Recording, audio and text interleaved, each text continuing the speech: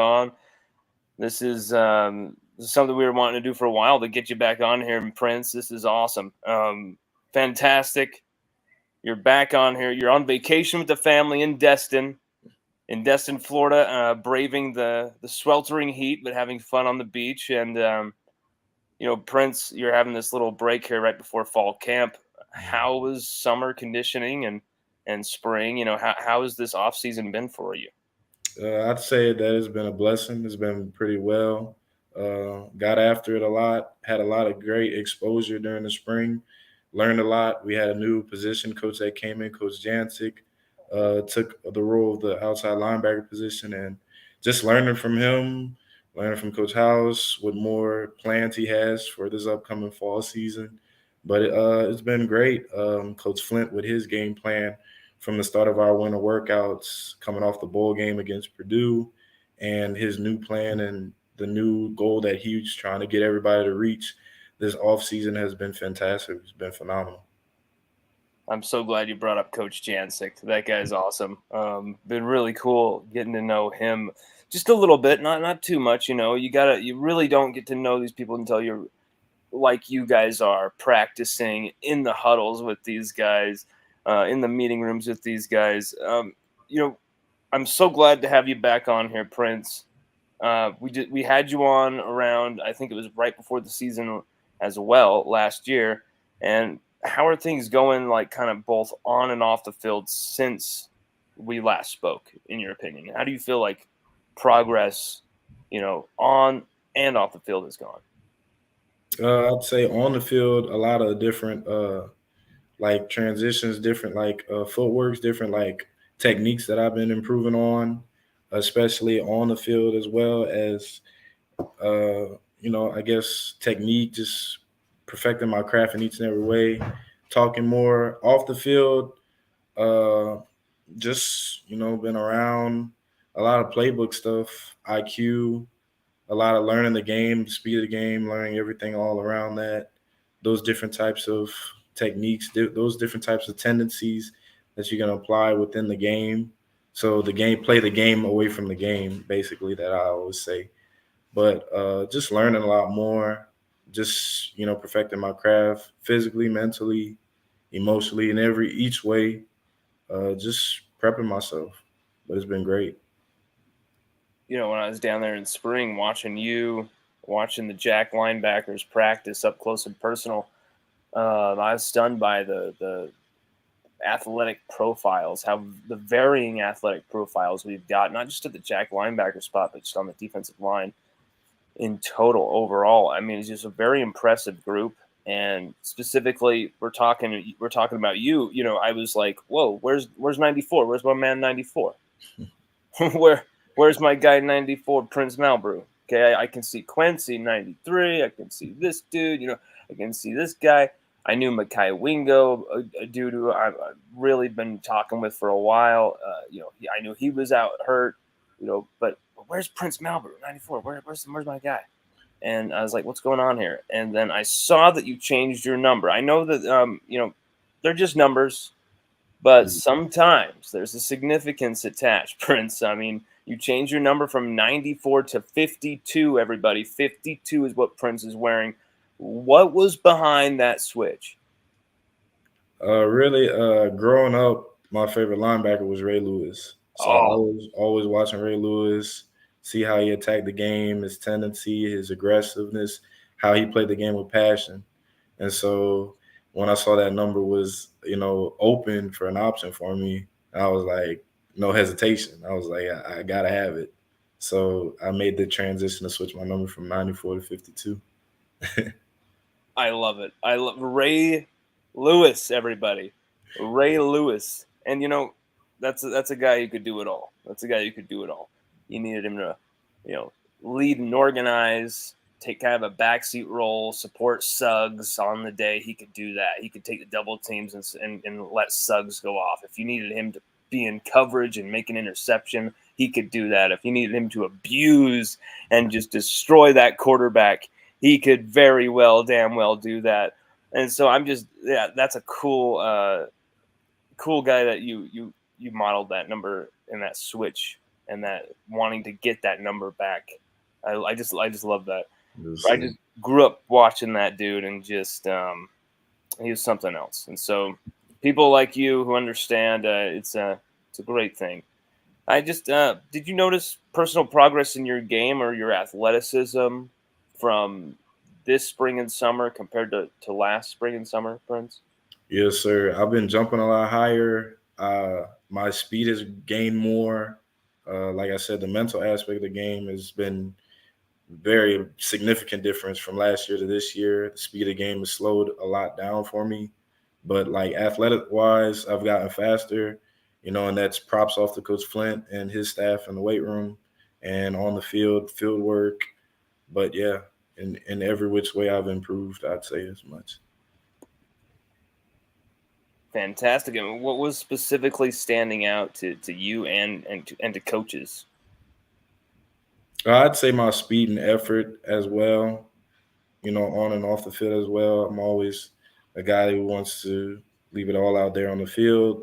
And I'd say that's one thing that, I bet everything on my style of play. I'm an effort guy. I'm a guy who gives it all, lays it all on the field, empty the tank a lot. So And we want to see that more often. We saw it during the spring game. You made a few plays in that game.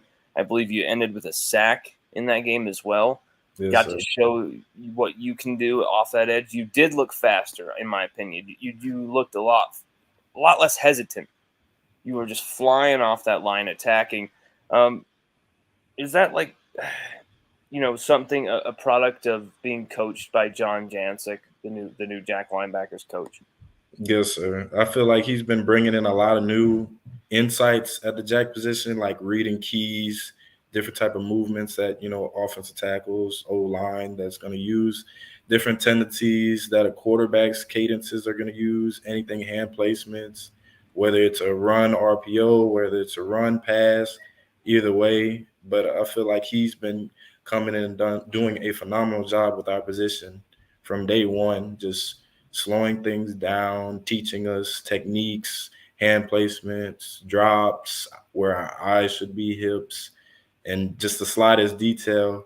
And him working with Coach House been just phenomenal. He's been improving the jack position, and it's been great for every single one of us in the room.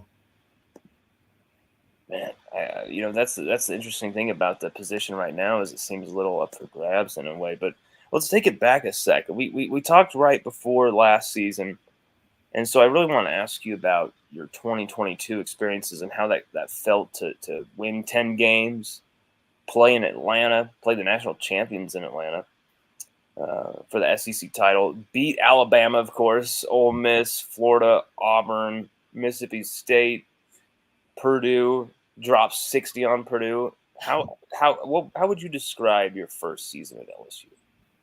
I would describe my first season a blessing. I was just excited to be there, be a part of that team, and contribute to the team in any way in which I was able to, and would played a lot of key factors in different types of games during that season. But we're not done yet. But coming in from Coach Kelly's first year, I'd say he's made a big impact on the program, big impact on the players all around.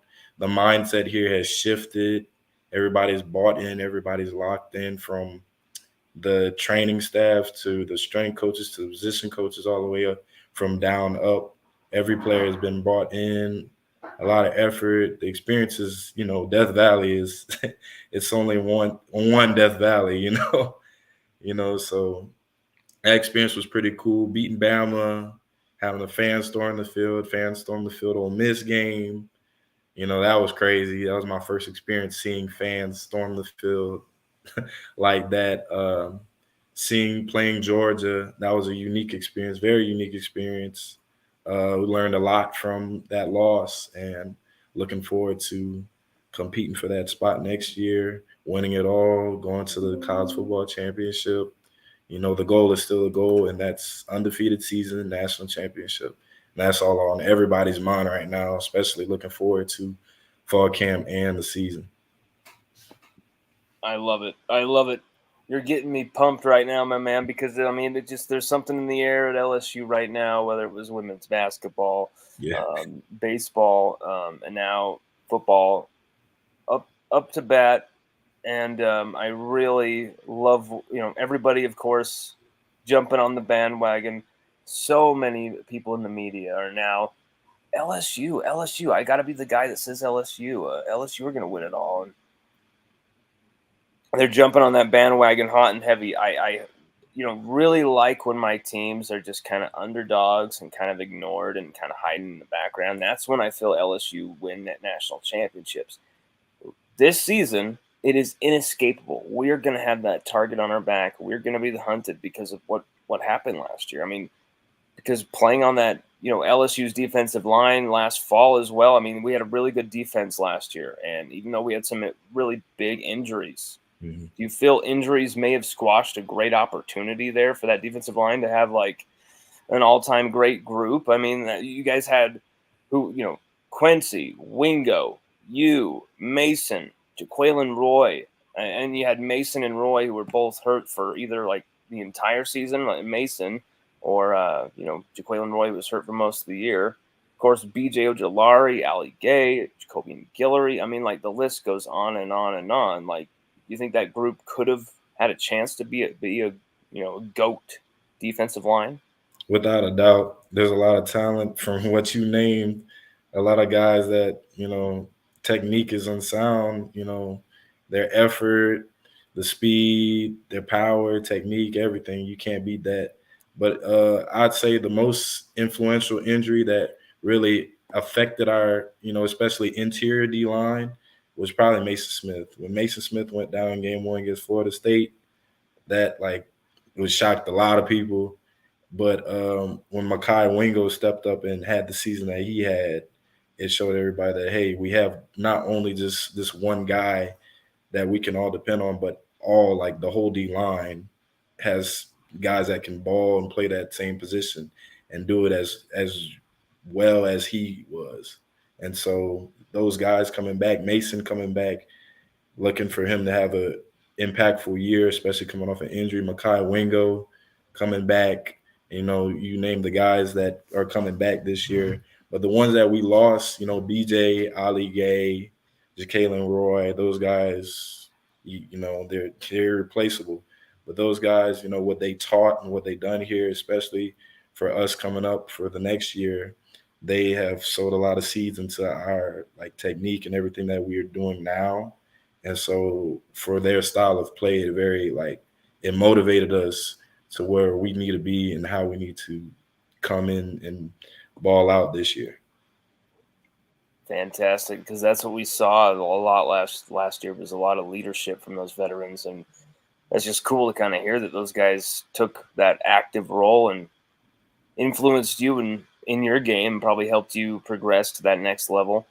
I mean, it's pretty crazy. You don't always get that opportunity to be playing alongside B.J. Ojolari, and then behind you, you got Harold Perkins. I mean, it's just crazy. I mean, LSU definitely had depth at Jack linebacker last season with Ojolari leading the way, but this season with him gone, Ali Gay gone, Desmond Little, who I know was a guy you really liked, transferred out. Are you sensing there's a major opportunity for you, Prince, to get a lot of Yes, game time?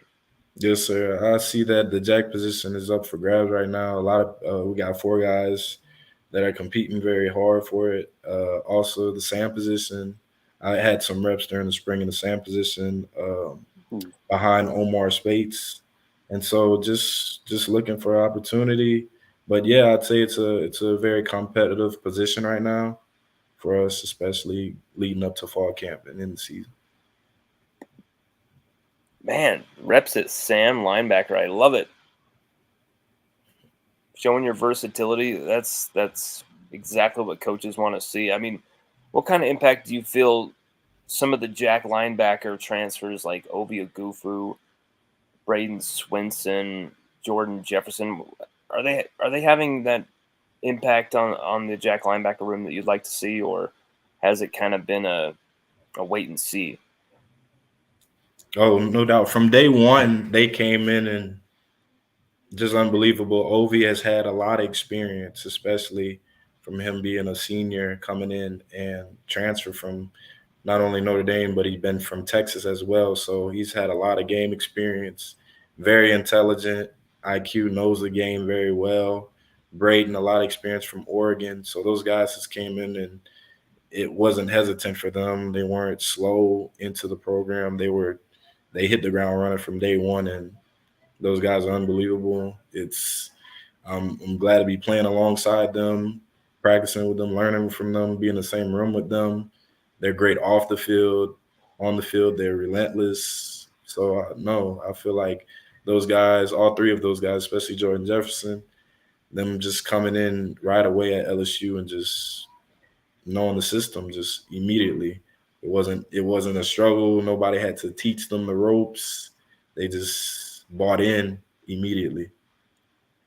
Damn. And that's what I heard was also Ovia Goof, who really took on a big time leadership role and may have sealed up one of the spots, but that's just what they always say on paper and just media talk, which is usually completely the opposite with how it actually turns out in the end, which I can tell you for a fact when LSU is drawn up on paper in the offseason, it almost never turns out that way.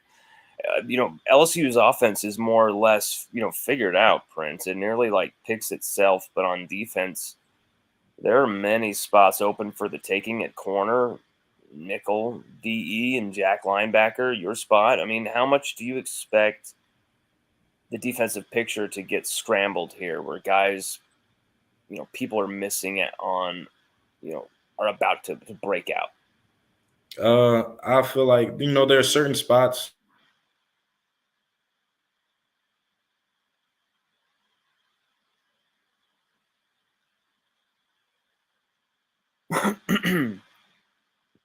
Shoot, we lost Prince. Crap.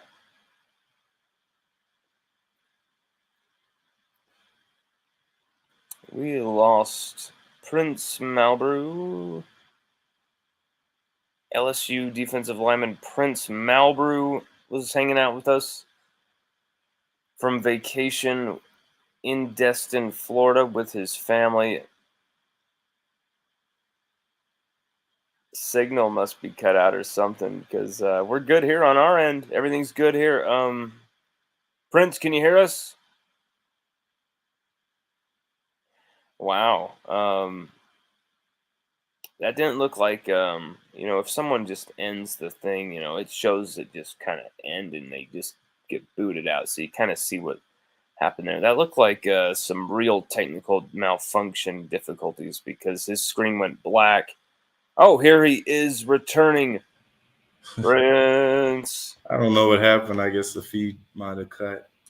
Oh, dude, it's all good. Everything here was fine, but we saw your screen just go to black, and then it just like started just buffering, and it just booted you out. But here you are back, my man. Sorry, you were as you were saying.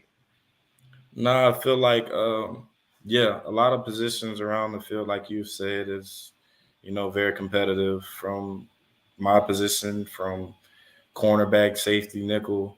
Um, but really, I mean, it's day to day. Like really day to day. Coach House is just looking for a guy to go out there, get the job done, at 100%, and just be consistent.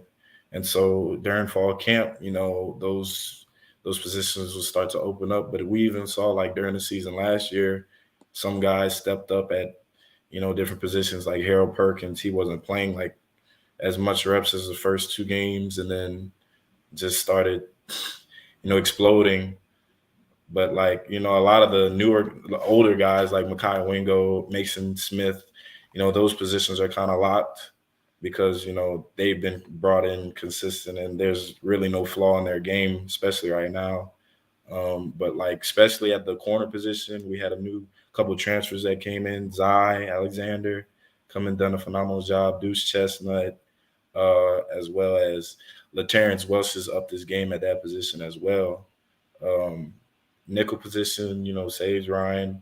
There's Greg Brooks over there at that position. Jordan Allen. At the other safety position, we have Major Burns coming back. So, it's very competitive all across the board, especially inside linebackers. We have, Greg Penn, Wes Weeks, Whit Weeks, his brother, Omar, Omar coming in from Oregon State. So, and like we talked about my position, OV, Braden, Jackson Howard, me, Dylan Carpenter coming in. So, all across the board, very competitive, all across the board. You just mentioned Dylan Carpenter, unsolicited, just threw his name out there. You could have said Savion Jones. You said Dylan Carpenter. That is very interesting to me. Has Dylan Carpenter made some strides that have kind of caught your eye? Oh yeah, I mean physical, not without a doubt. Physical specimen, guy that could, move a lot of big linemen out the jump, but still learning. Just see how he plays out during fall camp, understanding the playbook, understanding the speed of the game because we all know it's much different from high school.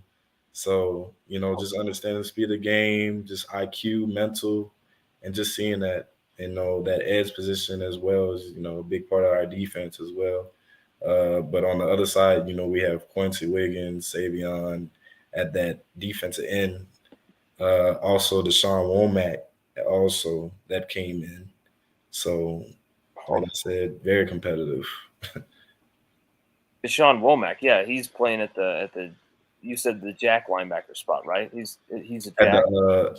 the hand on the ground, the strong side defensive end position. Okay, so he'll be defensive. Okay, Yes, sir. so this could be such an interesting front seven here, Prince, because you have so many guys who could be either a DE or a jack linebacker, literally, but then just what works for the team, what is proper for the technique. Okay, this guy here, this guy here, this guy works better there. They figured it out, divvied you guys up, DE, jack linebacker. There's just so many different ways that they can attack with this front seven with Harold Perkins, being able to fly around behind you guys. And then Omar Spates, I think, was a big pickup so that he can be that solid guy who can kind of let Perk be unleashed, so to speak. And Penn's another guy holding it down there. You guys have so many good pieces on defense, especially with this front seven, and then the safeties, Major, Greg Brooks, both two guys who are solid starters as long as we can keep Major healthy. Yeah. I mean, it's you've got so many good pieces for a potential championship defense here, without really any big name, high profile guys that any national media people know. Before the season last year, they could always put their hat on. BJ Ojolari is great. If they knew nothing about LSU, they could say BJ Ojolari or this random player. They could just always say this star name. But with this team, I see a lot of young guys across the board with a lot of talent and a lot of potential that could just really blow some minds. And you're a part of that, Prince. I think you're coming into this second season right here. There's a wide open rotation there at Jack linebacker. You got a big chance here, my man. Just one last question for you, Prince. Last time I was talking with you, you said you were majoring in biology and wanting to put in the first bricks, the first establishment into becoming a doctor after football. Is that still a pursuit of yours? Yes, sir. Nah, yeah, it's still a pursuit. It's gotten like harder because like getting into like core classes and stuff like that. You got labs, night classes, and mixed in with like practices during that time.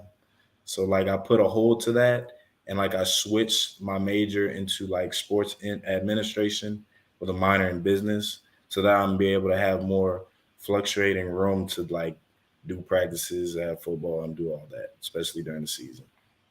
I think that's a fantastic move. You're trying to take care of football first right here, and I think that'll benefit you this season. You know, you had a really strong spring game. I went back and watched it just the other day, and you were able to play quite a bit there. How did you feel confidence wise after that spring game? Felt very well. I had a lot of great plays, a lot of good film. that I put out there. I felt like, and watching back from it, a lot of like technical sound stuff that I've done, and so just crafting off that, building off that, ready to take that into camp and improve even more, especially for the season. So just to be as ready as I can ever be for the season. Prince, this is awesome having you back on. Um, you and your family have a fantastic rest of your vacation in Destin. Travel back here safe to Louisiana and have an awesome fall camp. Give them hell at the Jack linebacker spot. Try and steal a starting spot. Do not put any ceiling on what you can do. Do not let anyone tell you otherwise. Go for everything, my man. I have seen some crazy things at LSU before. You starting for LSU, wrecking for LSU, and winning a championship at LSU wouldn't even be close to the craziest. I'm not kidding about that, my man. Seriously, ground and pound it this fall and kick some ass, take some names, and we're gonna love to have you back on, hopefully in the fall or whenever you would like it during the season. Yes, sir. Absolutely. Appreciate your time. Prince, you're the man. Travel safe and have a good rest of your vacation. Yes, sir. Prince Malbrue. What a dude. What a dude. What a dude. Sorry, guys. I ranted and raved there a little bit a couple times. Just kind of came into this interview from after work, but really wanted to get this in with Prince because really wanted to talk to him, and hopefully we can talk to him multiple times. See, that's the thing here at LSUODYSSEY.com. I don't feel like, all right, we got the Prince Malbrue interview. Check that off the list. Cross him off. Who's next? Bring me Jalen Brown. All right, do your research, cross him off. All right, who's the next? No, I like to get to know people, get to know the players, the coaches, any members of staff. We get to know them if they want to talk to us. Family members, we get to know them if they want to talk to us. If they reach out to us, we always like to reach back and say what's up and have a meeting of minds and discussion, and then figure out what's up and how we can help each other as well. That's the thing is, I have no problem writing an article about a young man to get them more attention, stuff like that, when they're starting out in the recruiting world, and get a lot of people reaching out with that type of stuff. But, this is a very cool interview with Prince Malbrue because I think he's a guy that people are sleeping on. I think he's a dude that people aren't paying enough attention to. And even though I kind of had a feeble attempt at interviewing him there, we still gathered quite a lot of he was always very intense, very relaxed and chill, but then he would also get intense as well when answering the questions. But he was very mature, like even more than he was last year. He was always kind of this mature, really, have a lot of detail to his answers, a lot of really cool answers. Almost anything I could ask him, he would really provide some cool content, some really interesting, stories as well. And crap. We forgot to ask him about his father, the Alabama fan. His father is an Alabama fan. He's been converting his father to try and be an LSU fan. And we were going to ask him how his dad was doing, the Alabama fan. Crap on us for not asking that. But yeah, we want to have people on as much as possible.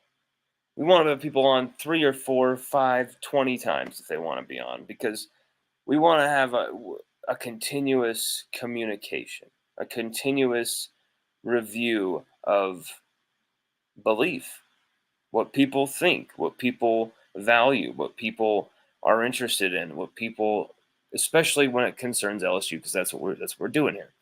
But we also like to talk about just pure life stuff here with some of these players and coaches, and we've even had random media members come on, as you've seen last year, and we still might do that again this year. We're not so sure. Last year it was fun having Jacques Doucet, Matt Moscona come on. We had Matt Moscona come on a couple times. That was fantastic. But we're not so sure if we're going to be doing that again this season. We'd rather just keep getting more players and coaches on. We're really pushing to get that permission to interview coaches from Michael Bonnet. We've gotten the permission from the coaches. Multiple coaches we would love to do an interview. Just got to get, the people at the top's approval. So we're waiting on that. We're pushing for that. So that will be a cool thing once that comes down as well. So we're going to have a lot of awesome content coming for you, coming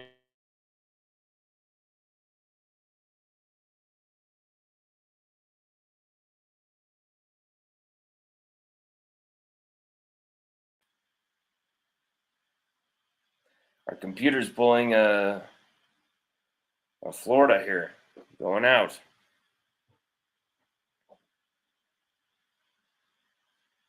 Take it easy, everybody. Thank you for joining us for the Prince Malbrue interview. This is the second time we've been able to interview him on the site. What a pleasure. Thank you so much. Have a good weekend.